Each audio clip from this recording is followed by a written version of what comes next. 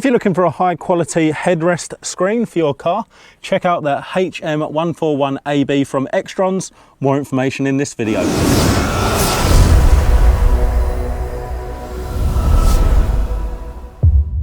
Hi guys, welcome back to another one of my videos. My name is Ross and today we're going to be taking a look at the HM141AB from XTRONS. And this package only arrived for me a couple of days ago and I'm really keen to get into this video and unbox this product. So inside here is a 14-inch Android powered high resolution touchscreen that actually mounts to the headrest of the vehicle for use for anyone in the back seat. Now, if you're like me and you've got little people running around and you often go and do long journeys, you'll be used to hearing this. Dad, I'm bored. Which is why we all know it's really important to keep our little ones entertained. Now, I'm not the type of person that actually puts my kids in front of a screen all day. However, if it can have educational content such as this, and they can sometimes watch their favourite movie at the same time, and of course watch anything that's available on YouTube, then this is going to be the product for you. So in this video, I'm going to do some unboxing of the product, and whilst I'm doing that, I'll yell out some of the specification features of this product. Then we're going to go ahead and fit it onto my Land Rover Discovery Sport, and then I'll also flick through some of the features that are available to you as well. So let's start unboxing the product. So this is what's found inside our packaging, and there's actually no XTRONS branding on the box. So it does just say new Android car rear seat entertainment system. Just going to go ahead and open that up.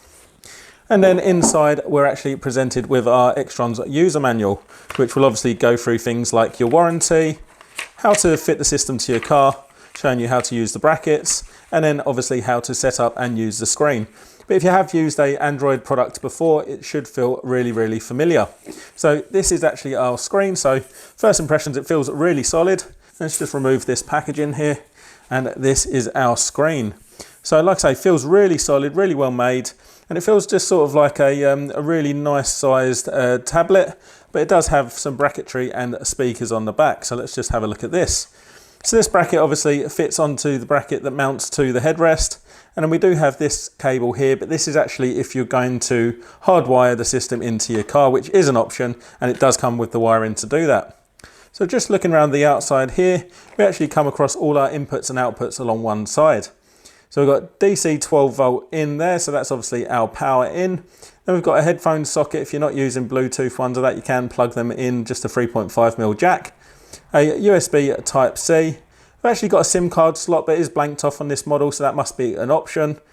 Got the HD input there for a mini HDMI, and then you've got a reset button there that you would need to reset with a pin if you needed to do so, and then a HDMI out there. So that's just a small HD output, which could go to a second screen.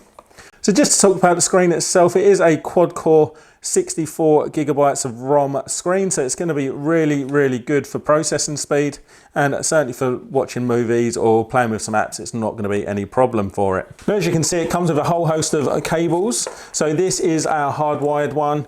I believe there is an extension piece there as well. If that's not long enough, you can just extend it with that one. And then this allows you to actually hardwire the system into your car's power if you so wish to do so. And then we've got some audio outputs and audio input and a video input as well. Next, we've got a HDMI to a small HD or small HDMI cable there, so just like a converter cable. This is our bracketry here. So it's actually metal. I didn't expect it to be metal, so it is really solid. So the screen actually goes in there, and you've got a lock and unlock toggle switch there, which just locks it into position. And as you can see, it's really flexible because you can move these pieces up and down to suit your car's headrests, and then you can go ahead and do up that Allen key bolt there, and they provide you an Allen key to do so. Next, we've got a USB-C to USB converter. Really handy if you're going to go ahead and actually put movies on there using the USB stick, or if you want to look at videos, photos, or anything like that, you can obviously do that using that converter. And lastly, this is our 12 volt power supply. So it just goes into your normal accessory socket on a car, but it does actually have the addition of a toggle switch on the end there as well. Now, before we go ahead and do the fun bit, I'm just going to tell you a few features about this mounting bracket here. So this is exactly as it came out the box, and as you can see, these mounting points actually slide up and down depending on the centers between the poles on your headrest. So these are mounted outwards, but you can actually take them out and flip them 180 degrees, slide them back in if you need to get closer to the center. The next thing I'm going to show you is just a little lock in the middle. So as you can see, that's padlock unlocked, and that's padlock locked. So that's to slide the screen in and out. So I'm just going to show you with it locked. just clicks in like so, and then to unlock, you slide it across, you can actually pull that out. Now for the fun bit, let's get it on the car. Now I did just remember I've still got my daughter's seat in the car, so let's go ahead and get rid of that. The first thing we're going to do is actually raise our headrest just to make sure you've got enough space for the bracket to fit in. And you can lower it slightly after if you want to. Then we're going to go ahead and get our small Allen key that comes in the kit and just loosen off each of the brackets like so. Now the bolts are captive, so they're not going to fall out, which is handy. And we're going to flip them up towards the middle, just bring it round from the front of the headrest and then rotate those back round. Now it can be a little bit tricky just to get these lined up. It's much easier to do it if you've got the Allen key in your hand. Just starting with one side, do that up a little bit, and then you can move over to the other side, and then you can position it later. So once you're at this stage, you can actually line it up to make sure you got it central, hold it in position, and then when you do up one side, it'll actually fix it in that position. And there you go, that's our bracket on, and it is very, very solid. Next thing we're going to do is just flick that across the padlock locked. You can line up your screen and just push that in. Now just to show you, the screen does angle up and down, and you can actually rotate it 90 degrees as well. So I'm just going to go ahead and put the power on.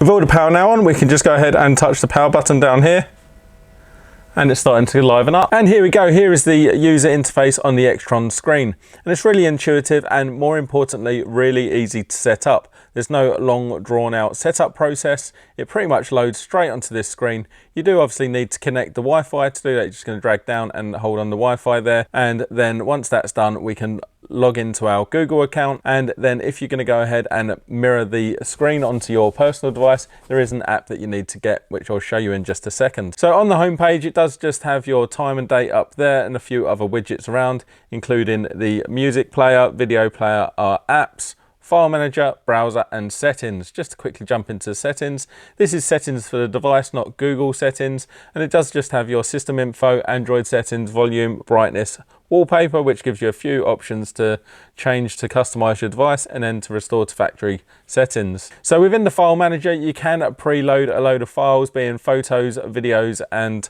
music, and you do that via the USB input. But mainly we're probably going to be sat in this app space, because this is where you can get all of your Android apps. So it does come preloaded with everything that you can see on the screen now, including an AV input there, which is obviously for your AV input and your HDMI input, and a few other usual apps that you might find on an Android device. Now obviously for things like Disney Plus and Netflix, you are going to need to log into each of those and have an account. Now just to show you, you can just go into Play Store, and this is where you can get all of your other apps for gaming or videos or educational content. Pretty much get any app that's available on an Android device right here. And just to show, we've obviously already preloaded YouTube, and you can find really interesting content like what this guy makes, and you can always go ahead and subscribe to him as well. So another thing that you can do is actually rotate the device. So if you've got some apps that are better used in portrait, you can just go ahead and use it like that.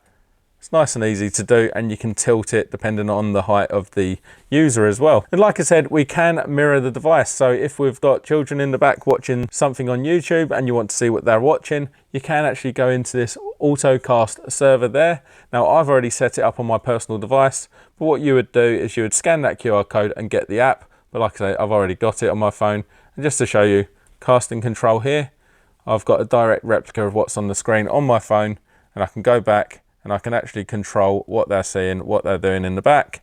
Or if I'm just wanting to have a sticky beak at what they're looking at, I can obviously do that as well. So there you go. If you do have any questions about this screen, do yell out in the comments down below. I'm more than happy to help you out. But I'm really impressed with it. One thing that I've been meaning to do, always so satisfying. If you found this video interesting or helpful, please do give me a thumbs up, leave me a comment down below, check out some of my other videos, and subscribe to my channel.